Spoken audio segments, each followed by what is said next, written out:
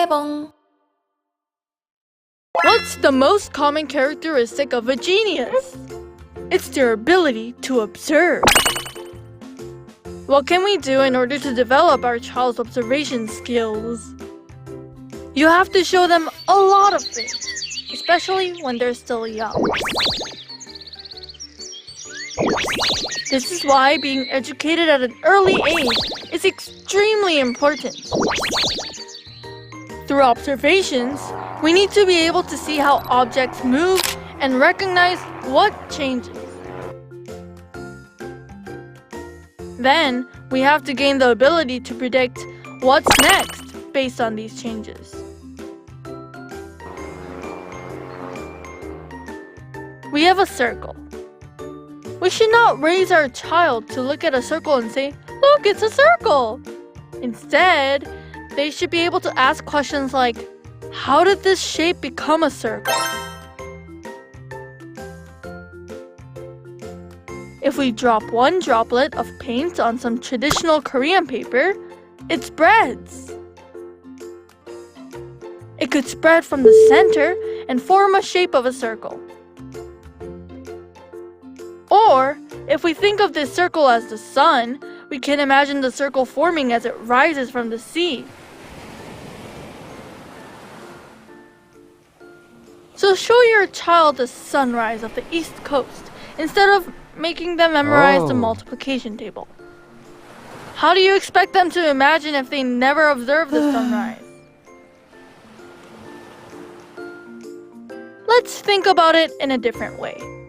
A circle could form its shape like how a folding fan unfolds itself, similar to how small slices of pie are combined to form a whole pie. Even if the end result is the same, we could think of many ways the circle is formed. Now, let's recognize the changes. We can predict the future changes once we recognize the change. Predicting means that we are predicting change. Now let's try to recognize the change, assuming that the circle was formed by a small circle becoming bigger.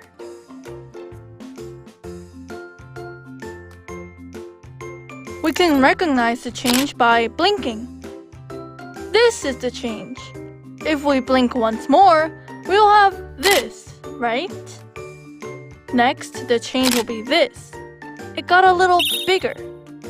Then we can roughly predict the next change. It'll be similar, but a little bigger. It'll be similar to the previous changes, like this. Now, let's look at this circle formed similar to the action of an unfolding fan. The fan shape gets bigger and bigger, completing a circle. While it gets bigger, we blink. We can see its change. This change looks like a piece of pie. The next one will look like this. It's identical to the previous one. Now, we can predict the change. It'll be the same, like this.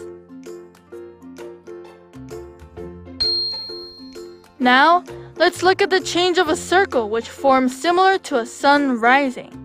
As it rises, we can see the change as we blink. This is the change. The next change will look like this. Gets a little bigger, but we don't exactly know how much bigger. However, we do know that it is similar to the previous change. The next change will be this, and after taking form of a semicircle, the change will become smaller. So what's the next change?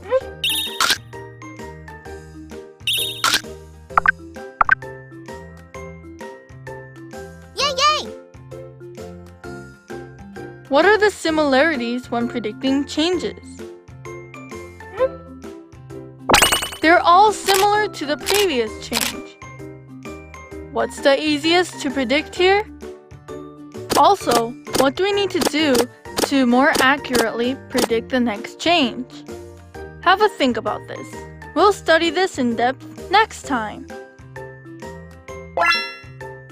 Today, we learned about how to observe change, recognize change, and predict the change. These are all the fundamentals and the essence of differential and integral calculus. That's it! Quebon! Quebon.